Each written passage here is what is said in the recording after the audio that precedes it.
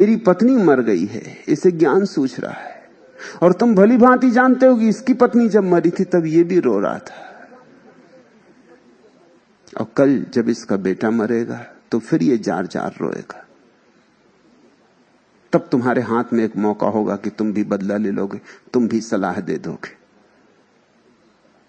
सलाहें एक दूसरे का अपमान है। सलाह का मतलब यह होता है तुम सिद्ध कर रहे हो मैं जानता हूं तुम नहीं जानते, मैं ज्ञानी तुम अज्ञानी, तुम मौका पाके गुरु बन रहे हो। जांचना, अपने जीवन को जरा परखना। हर किसी को सलाह देने को तैयार हो। कोई सिगरेट पी रहा है और तुम्हारे भीतर एकदम खुजलाहट होती कि इसको सलाह दो कि सिगरेट पीना बुरा है,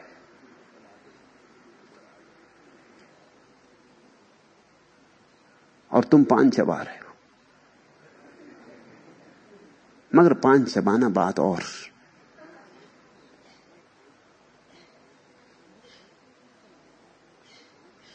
लेकिन तुम सलाह देने का मौका नहीं छोड़ोगे। तुम्हारे बाप ने तुम्हें सलाह दी थी और तुमने एक ना मानी, और वे ही सलाहें तुम अपने बेटों को पिला रहे हो। वे भी नहीं मानेंगे, तुमने नहीं मानी थी। कौन मानता है सलाह? क्यों सलाहें नहीं मानी जाती? कारण देने वाला अहंकार का मजा लेता है, लेने वाले के अहंकार को चोट लगती। तुम्हारे घर बेटे बेटियां पैदा हो जाती, तुम बड़े खुश होते। तुमको ये असहाय प्राणी मिल गए जिनको अब तुम जैसा चाहो बनाओ, जहां चाहो भेजो, जो आज्ञा दो इन्हें मानना ही पड़े। मनोवैज्ञानिक कहते हैं कि बच्चों के साथ सदियों में जो अत्याचार हुआ है वैसा अत्याचार किसी के साथ कभी नहीं हुआ। गुलाम से गुलाम भी इतना गुलाम नहीं होता जितने बच्चे तुम्हारे गुलाम हो जाते, क्योंकि असहाय हैं, तुम पर निर्भर हैं, जी नहीं सकते तुम्हारे बिना। एक छोटा सा बच्चा है, दूध नहीं मिले, सेवा नहीं मिले, सुरक्षा नहीं मिले, मर ही जाएगा, जी ही नहीं सकता। उसका जीवन दांव पर लगा है। तुम इस मौके को नहीं चूकते, तुम इस मौके का पूरा फायदा उठा लेते हो, पूरे से ज्यादा फायदा उठा लेते हो। हालांकि तुम कहते यही हो कि मुझे तुमसे प्रेम है इसलिए ऐसा कर रहा हूं, लेकिन अगर बहुत छानबीन करोगे, थोड़े सजग होगे तो पाओगे अहंकार का रस ले रहे हो। और तो कोई तुम्हारी सुनता नहीं, तुम्हारे बेटे को तो सुननी ही पड़ती। इसलिए कौन बेटा अपने बाप को माफ कर पाता है? कोई बेटा अपने बाप को माफ नहीं कर पाता। और अगर मौका मिलेगा बुढ़ापे में, जब तुम बूढ़े हो जाओगे और कमजोर हो जाओगे, असहाय हो जाओगे, बच्चे जैसे हो जाओगे, तब तुम्हारा बेटा तुमसे बदला लेगा। तब छोटी छोटी बातों में तुम दुत्कारे जाओगे, और तब तुम तड़फोगे और तुम कहोगे मैंने ऐसा क्या पाप किया, मैंने तुझे बड़ा किया, मैंने अपना जीवन तेरे ऊपर लगाया, निछावर किया, और तू मुझसे बदला ले रहा है। ये कैसी अकृतज्ञता? नहीं, लेकिन तुम जांच करना, गौर करना।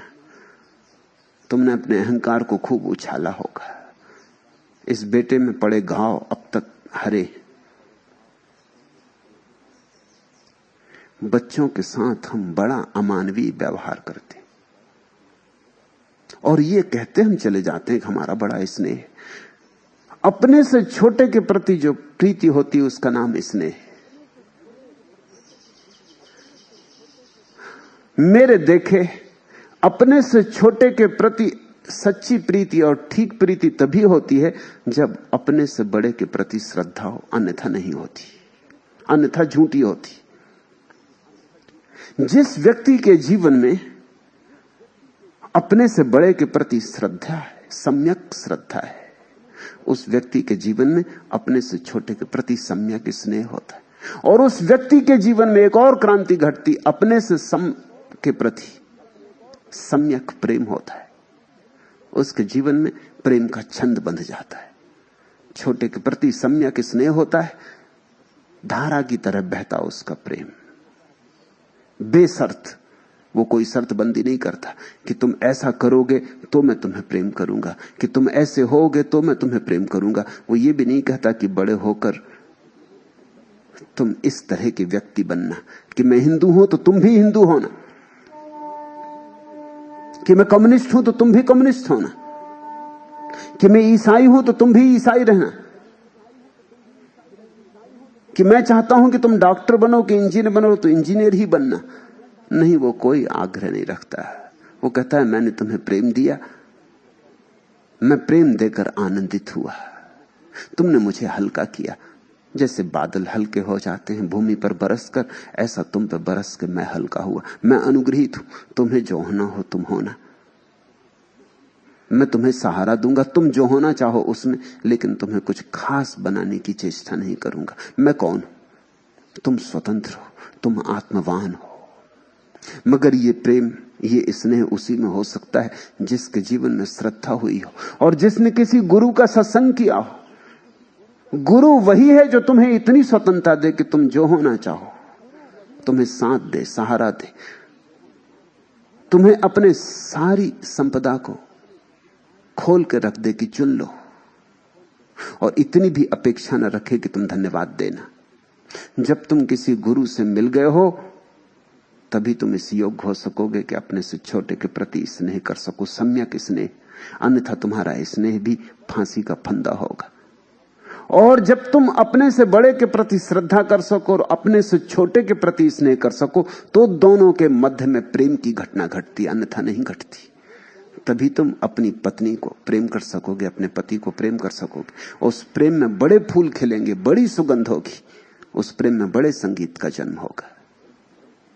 ये प्रीति की 3 साधारण स्थितियां हैं, और जब ये तीनों सम्यक हो जाती हैं, जब इन तीनों के तार मिल जाते हैं, जब ये तीनों छंदोबद्ध हो जाती, तब चौथी अवस्था, परम अवस्था पैदा होती, उसका नाम भक्ति। अथा तो भक्ति जिज्ञासा। जिसने स्नेह किया हो, जिसने प्रेम किया हो, जिसने श्रद्धा की हो, और जिसके तीनों के तार मिल गए हो, और तीनों के माध्यम से जिसके भीतर एक अपूर्व आनंद की आभा जगी हो, वही व्यक्ति भक्ति करने में कुशल हो सकता है। भक्ति प्रीति की पराकाष्ठा है। भक्ति का अर्थ है सर्वात्मा से प्रीति। छोटे से कर ली, समान से कर ली, बड़े से कर ली, अब सर्वात्मा से, अब परमेश्वर से। परमेश्वर कोई व्यक्ति नहीं है, ख्याल रखना बार बार। अगर परमेश्वर व्यक्ति है तुम्हारी धारणा में, तो तुम जो करोगे वो श्रद्धा होगी।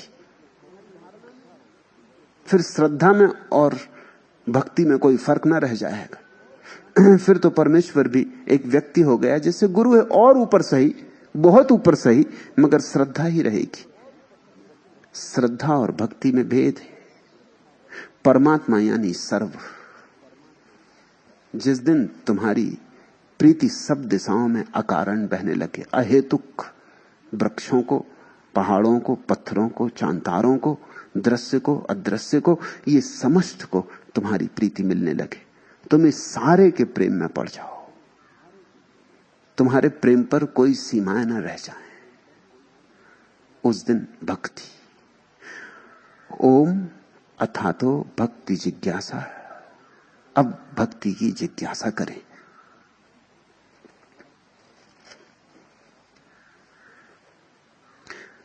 सा परा अनुरक्ति ईश्वरे। ईश्वर के प्रति संपूर्ण अनुराग का नाम भक्ति। ऐसा हिंदी में जगह जगह अनुवाद किया जाता है। मूल ज्यादा साफ है।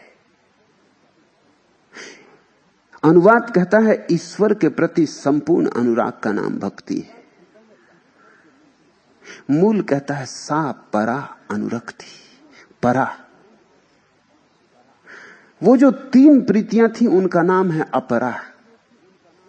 श्रद्धा, प्रेम, स्नेह, वे सांसारिक हैं। ध्यान रहे, श्रद्धा भी सांसारिक है। नास्तिक भी श्रद्धा कर सकता है।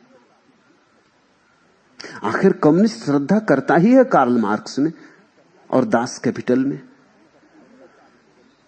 नास्तिक भी श्रद्धा कर सकता है, उसके भी गुरु होते।